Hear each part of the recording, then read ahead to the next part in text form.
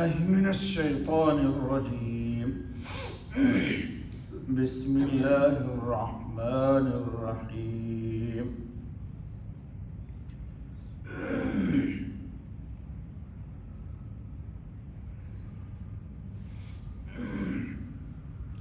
لا يصلاها إلا الأشقى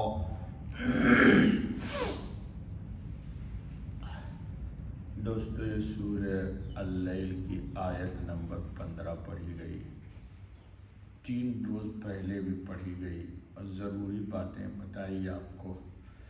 آگے چلتے ہیں ورنہ یہ موضوع بہت ہی طویل چلا جائے گا۔ ایک بات آپ کو سمجھ میں آ گئی کہ اشقا سے مراد صاحب ایمان نہیں ہے، بلکہ وہ مراد ہے جو ایمان کی نعمت سے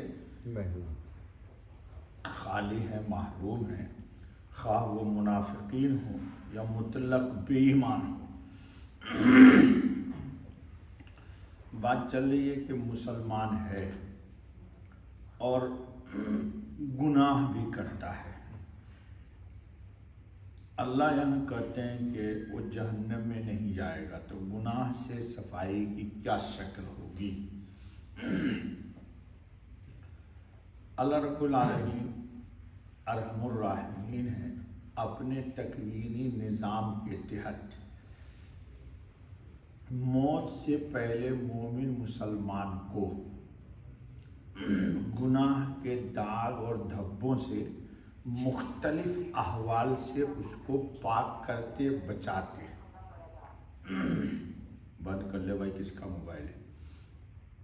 اب ان کی مرضی ہے کہ گناہ سے پاک کرنے کے لیے وہ کون سی بلا ڈالیں گے۔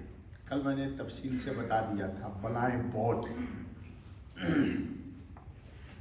بیمار ہو جانا، کسی کا کوسنا، کسی کا دکھ پہنچا دینا، جی ایک چیز کی چاہت ہے آپ کو، وقت پر وہ چیز کا نہ ملنا، کاروبار کا نقصان، دوستوں کی بے وفائی، بیوی کا کوسنا، بچوں کی نافرمانی، اور آج کل تو عام ہو گیا ہے۔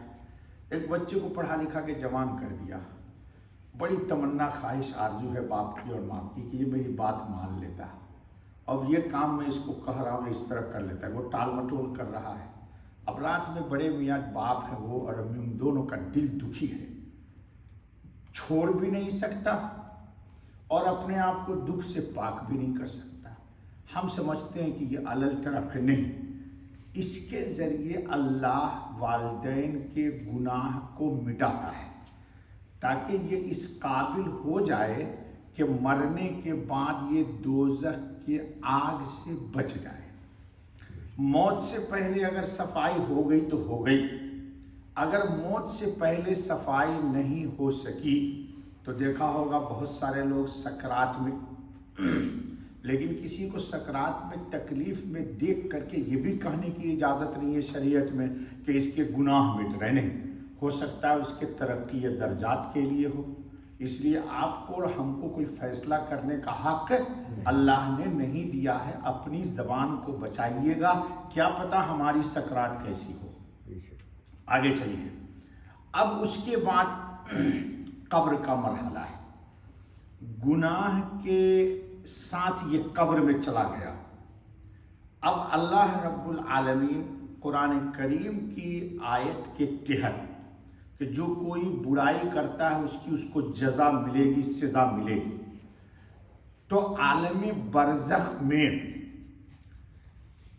مختلف قسم کے انواع و اقسام ہیں عذاب کے۔ جیسے دنیا میں 1000 بیماریاں ہیں، بیماری کا نام لینے کا ہم کو ٹائم نہیں ہے، سر کا درد، پاؤں کا درد، کان کا درد، دانت کا درد، 1000 بیماری ہے جی۔ تو اسی طرح جس طرح دنیا میں ہزار بیماریاں ہیں، تو بیماریوں کی تو یہاں دوا ہے۔ برزخ میں پہنچ گیا یہ گناہ لے کر کے، تو اب وہاں اللہ رب العزت اس کو دوزخ سے آگ سے بچانے کے لیے انواع و اقسام کے گناہ کے اعتبار سے اس کو اس کی سزا دیں گے برزخ میں۔ وہاں تو ہم نہ گئے ہیں ابھی، نہ آپ گئے، ہم جائیں گے، اللہ ہم سب کو عذاب سے بچائے۔ اور جس طرح کہ دنیا میں مختلف بیماریاں ہیں، برزخ میں بھی مختلف آلام، پریشانی اور اس کے روح اور جسم کے ساتھ وہ ہوگا، یہاں تک کہ قیامت برپا ہو جائے گی۔ اب قیامت برپا ہو جانے کے بعد قیامت کے موقف میں کھڑا ہونا، ہر انسان اپنے گناہ کے اعتبار سے پسینے میں ڈوبا ہوگا۔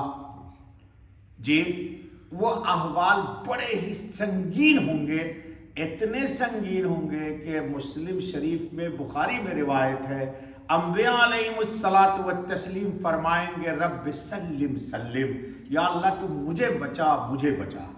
اور قیامت کے دن تنہا ایک چیز نہیں ہے، موقف یعنی حساب کے لیے کھڑے ہونا، یہ بہت مشکل ترین وقت ہوگا۔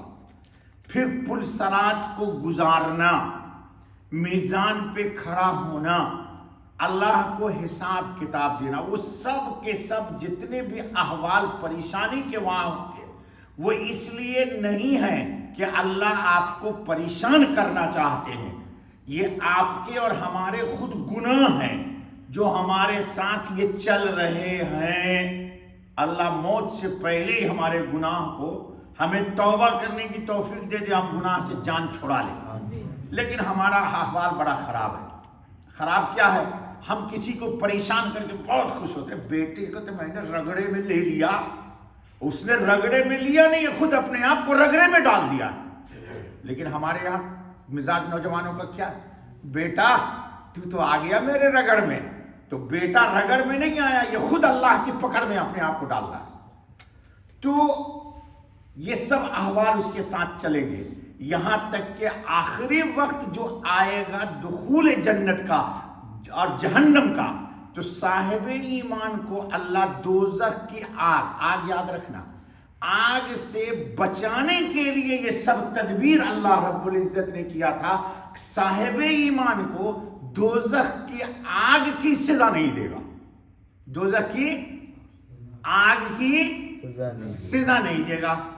تو دوزخ کے آگ کے سزا سے بچانے کے لیے دنیا میں اللہ نے مختلف قسم کے، جیسے بچے آج کل آئے ہوئے یہاں، بیچارے گھوم رہے ہیں، پڑھے لکھے ہیں لیکن نوکری نہیں مل رہی ہے، نوکری مل رہی ہے تو تنخواہ نہیں مل رہی ہے، 1000 پریشانیاں ہیں۔ تو یہ سب پریشانی اس لیے نہیں ہے کہ اللہ آپ سے ناراض ہیں، یہ سب پریشانیاں آپ کو دوزخ سے آگ کے سے بچانے کے لیے یہ اللہ کی تکوینی ایک ترتیب ہے، جس کو آپ اور ہم لوگ نہ سمجھتے ہیں، نہ ہمارے یہاں اس کو بیان کیا جاتا ہے۔